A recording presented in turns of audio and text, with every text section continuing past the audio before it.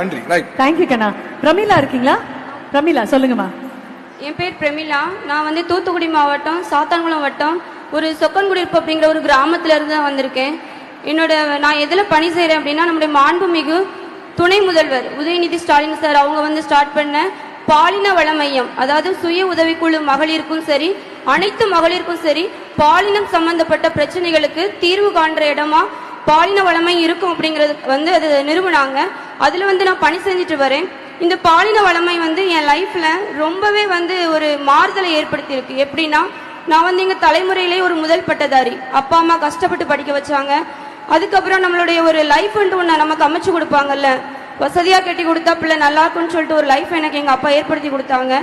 அது வந்துட்டு நிறைய ஸ்ட்ரகிளை ஃபேஸ் பண்ணிட்டு தான் நான் வெளியே வந்தேன். அந்த லைஃபை நினைச்சு ஐயோ நம்ம பிள்ளைக்கு தப்பான ஒரு லைஃபை சூஸ் பண்ணி கொடுத்துட்டோமே நினைச்சு எங்க அப்பா வந்து சூசைட் பண்ணி இறந்துட்டாங்க.